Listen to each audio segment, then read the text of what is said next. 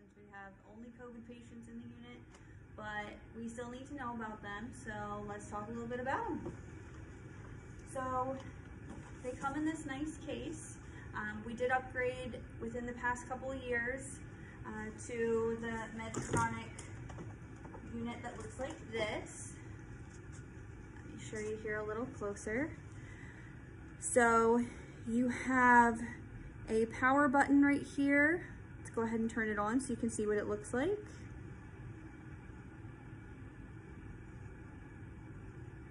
You have the knobs to adjust. The thing to note is this is your rate.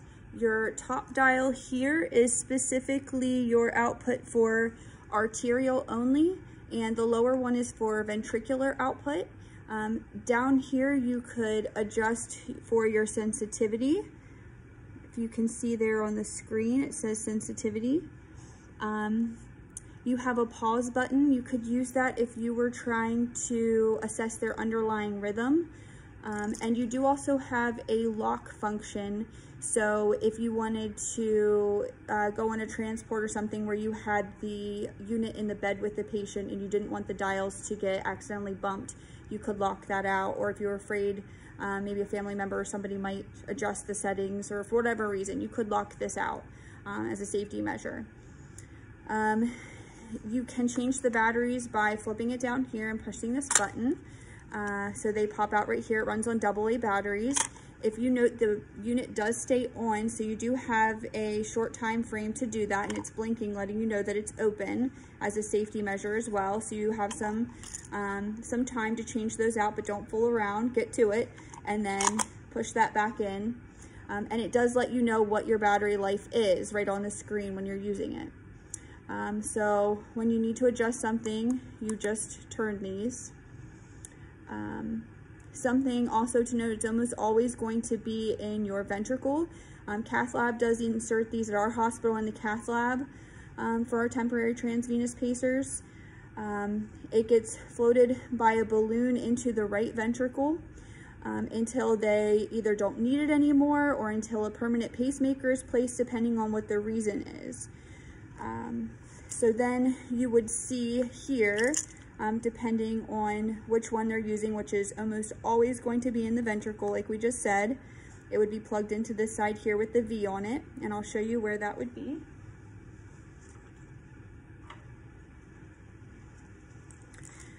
It would look like this, and it just snaps in here. Again, this would already all be connected when your patient comes up from cath lab, but just in case you find it in your bed and it's disconnected, there's just a little button here, and it just clicks in there, and it should lock it into place. So then this is what that part looks like. Trying to get that on the screen here for you. And then your wires are connected into that, and it does have a positive and a negative on there.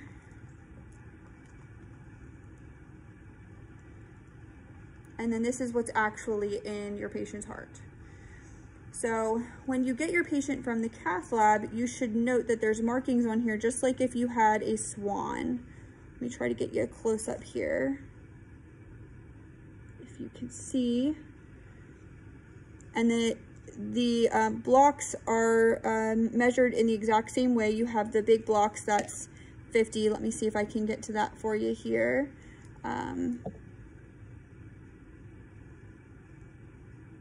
There's the 50, and the smaller ones are 10. So you'll want to note when the patient comes from cath lab where your wires were positioned. So that way you know if it's in place, or if it's you know, in transport, if the wire got pulled back a little bit, because that could be some of your troubleshooting if your transvenous pacer is not in the right position. So definitively, if you're having an issue that you think is a position issue, you can also get a chest x-ray, because that's going to tell you the most accurately what your position is. So just back to the monitor, if you have to turn it off, say you're done with it, Maybe your patient coded and they did not obtain ROSC, or for whatever reason, you can press the power button up here. Note that this does not turn off, whether I hold it in, whether I just press it. It is locked currently, so even if I press the lock button and go to turn it off, you have to, on the screen down here, it says turn device off, and it has this little arrow. So you have to find the arrow that matches that and press that button to get it to turn off. So let's go ahead and do that, and then your machine will turn off. So as what things you need to have in the room for this patient, we talked about changing the batteries.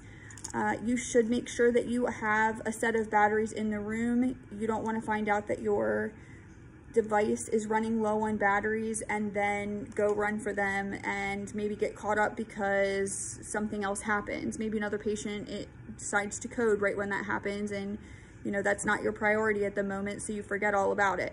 You want to have those batteries in the room so you can change them quickly.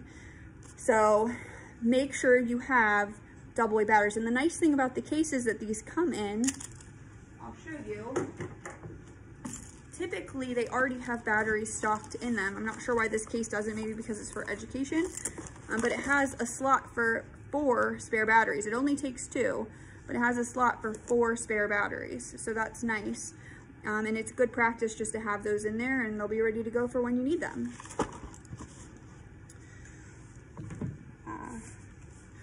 So let's talk about those settings that we talked about on the actual pacemakers. We talked about 3 settings that I went over that you can adjust. So we have a heart rate. That one's pretty self-explanatory. You're telling that heart how fast you want it to beat, because with a pacemaker, as we know, that your heart's not doing its job as far as electrical activity. That's what a pacemaker does. It has to do with the electrical activity. But as far as that first setting, we're just telling it how fast we want it to beat, okay? So that all has to do with the rate, self-explanatory. Second one is output. So that one has to do with the electrical stimulus. How much electrical stimulus is it going to take for us to get 100% capture, okay? So if you think about it like your defibrillator, when you're doing your ACLS or when you're in a code, that runs on joules. This is just a different type of electrical stimulation. So this one is in milliamps. And if you think back to ACLS, if you're transcutaneously pacing someone, we are turning up our milliamps until we get 100% capture, okay? On our transvenous pacer, the electrical stimulation, our output, is just telling us how much stimulation did it take for us to get 100% capture. So just think of it that way, just relate it back to your ACLS. So that's what the output is. And then your sensitivity is the one that people always get stuck on. That one is just telling your pacemaker how much do you want to see. So if we want to see a lot or a little of what our heart is doing on its own. So if we want our heart to see a little bit, think of this like a fence. If you have a neighbor that lives next door, and say your neighbor is really attractive and you want to see a whole lot of what they're doing outside in their bathing suit, whether that be a guy in his Speedo or a female in their bikini and they're outside by their pool. If you want to see a whole lot of what they're doing, you want a really low fence so you're really sensitive to what they're doing. So a low fence is like your sensitivity number because it's an inverse relation, okay? So if you want to see a lot of what your pace, a lot of what's going on in your rhythm, then you want a low sensitivity number, a low fence, okay? So if you don't want to see a lot of what's going on, you want a high sensitivity, or you want a high fence. Say that neighbor moved out and now you have a neighbor that doesn't look so good in a bathing suit, they still have that same pool, then you want to have a high fence, a high number, okay? So it's an inverse relationship. So that's the one that people get hung up on, but just think of it like the fence and how much do you want your pacemaker to see? So it's that sensitivity number, okay? So those are the 3 settings. whenever you get your patient back from the cath lab, you want to make sure that you know those 3 settings and make sure they match what you're seeing. So when you look at that pacemaker together with the cath lab, which you should be doing at bedside report, are they matching what they're telling you? And is that what the orders then are saying as well? If not, why? Did something happen? So just make sure that you're making sure everything is cohesive. So what are some other things that we want to look at then when we get a patient back from the cath lab? We want to make sure that we are assessing their rhythm and making sure that they have 100% capture. They have, they're not having a sensitivity issue, oversensing or undersensing. We want to make sure that when we put this pacemaker in, did we fix the problem? So there's a lot of indications for putting in a transvenous pacer, right? So they could have had an overdose of a calcium channel blocker or a beta blocker. They could have sick sinus syndrome. They could be in a 3rd degree heart block or a 2nd degree heart block type 2. They could be in a symptomatic unstable sinus brady. They could have Lyme's disease. So there's a lot of indications for the transvenous pacer, and they vary. It's not all the same.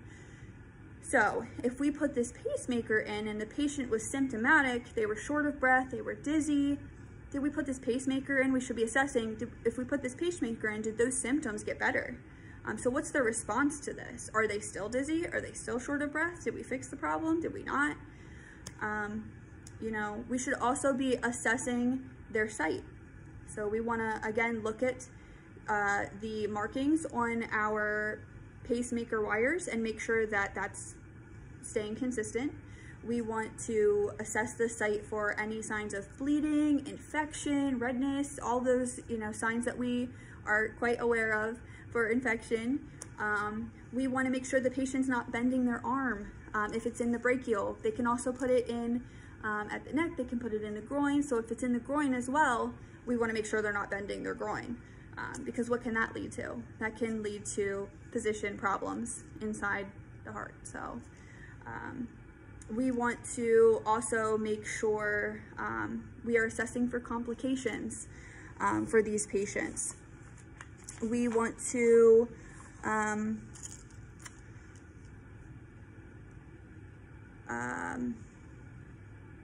make sure that we're monitoring the device itself and just checking that battery life and making sure that we don't need to change those batteries. If we see that it's getting low, we could be proactive about it.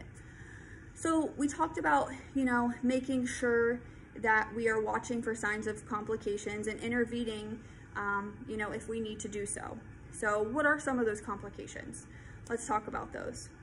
So the complications would be anywhere from infection. Anytime that you put in a device, you have that's going into your heart, or even at the access site, you have risks of infection. We know that central lines, all of that stuff, we have risks of infection there.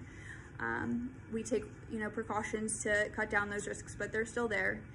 Embolism is another complication that could occur. We could have pacer-induced arrhythmias. We could have myocardial irritability, which can actually end up causing VFib and VTAC. We can have hiccups where we're simultaneously pacing the diaphragm along with the myocardium. So if that happens, it could be a placement issue, and we need to check our markings and check X-ray if we suspect that's a problem. We can actually have a rare complication where we perforate our chamber or septum of our heart. So if that's one of the complications, we would see bleeding in our pericardium. We would see cardiac tamponade and death. So not good things. That is a rare complication, but a very bad complication. Definitely not something that we want to see happen. If you would look up on your monitor as we're continuing to monitor these patients and you do see a problem, just check your patient and go from the patient all the way to the device, but start with your patient first. So, check those markings and see, did something, did the wire somehow get pushed in or pulled back? You know, did the patient recently move? Did we reposition them in the bed? That something, you know, just ever so slightly is moved a little bit in the patient, in their heart. You know, did the patient bend their arm if it's in the brachial site? Did they move their leg if it's in the fem site? You know, did the wires become disconnected from the box? Did the batteries die on us? Did the box, you know, is the box in the bed and it wasn't locked and now our settings got adjusted somehow? You know, do we now need to contact the provider, cardiology, because that's the person who ultimately owns this? You know, they're the person that we need to go to if this happens, or cath lab if we can't get a hold of them. You know, we need to have a backup plan in these situations. As ICU nurses, we need to think like, you know, hope for the best, but plan for the worst. Always have a backup plan before you need it. So what is our backup plan for our transvenous pacers? You know, it's going to be transcutaneous pacing. We need to have those pads in the room at all times, because, you know, you can have batteries in the room and say, oh, well, if my box stops working, I'm gonna just change the batteries, or I can have a whole other box. But what happens if, you know, if your wires become dislodged in the heart and you no longer can pace? It doesn't matter what your box is doing. The wires aren't making contact with your myocardium. So too bad. You need to have a backup plan, and transcutaneous pacing will work in that situation. So make sure you have your defibrillator pads in the room before you need them. Chances are you won't need them, but if you don't have them in the room, chances are you'll need them. So backup plan, always make sure you have a backup plan.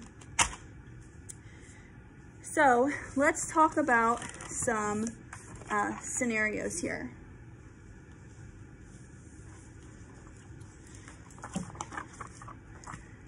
So we have loss of output can be one of the scenarios that can occur with any kind of pacer. So failure to pace or failure to fire is all interchangeable. So what happens then is that you just don't have enough electrical activity to generate the impulse. And what that looks like is this.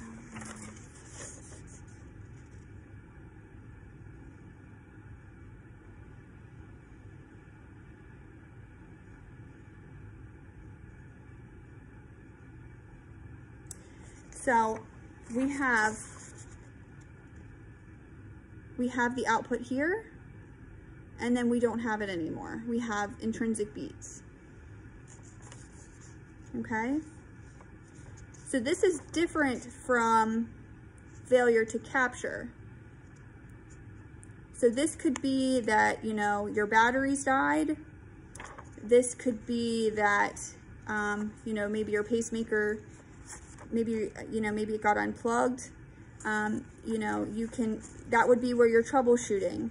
And, you know, if all else fails, then you might need to pace your patient, but you no longer have any kind of electrical output here to generate your pacing.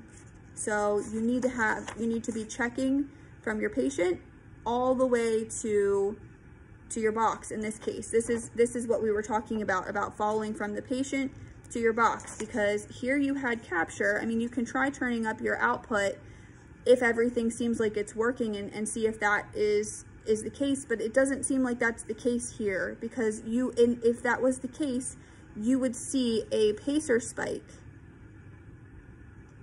So that's pointless. You would see a pacer spike and no beat afterwards. That would be failure to capture. That's the difference.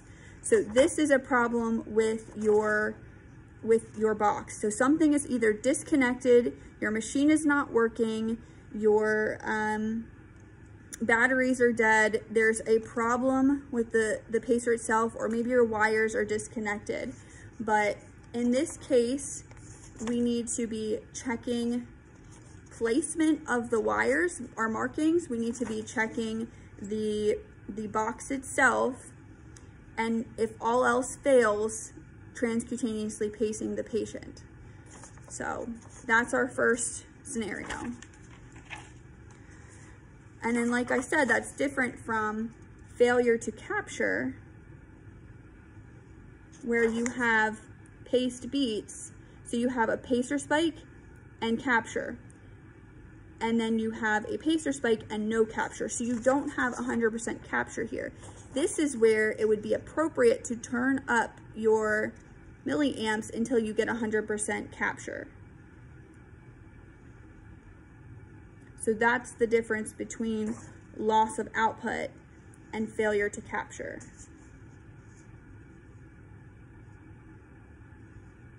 Okay, so this one just needs the output increased. The other one, we're having a problem somewhere that we need to troubleshoot what is going wrong with our machine. Or placement, or one of those things.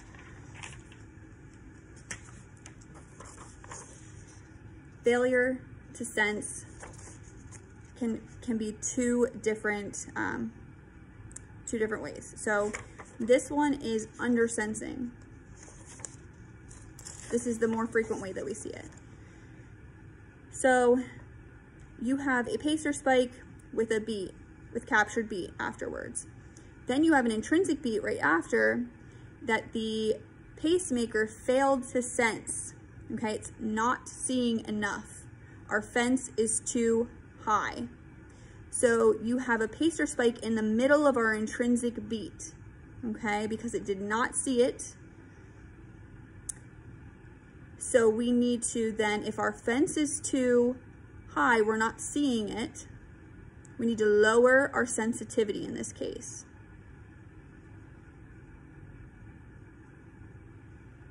Okay, because remember, it's that inverse relationship.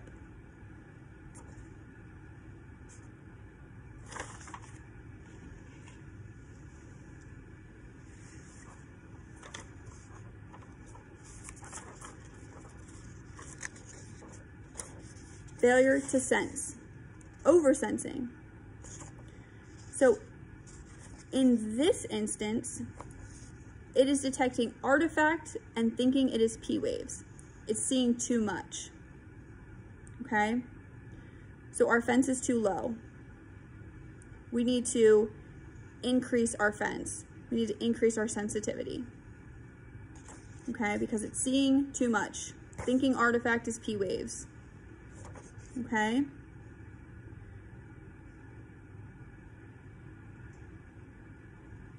Remember that inverse relationship.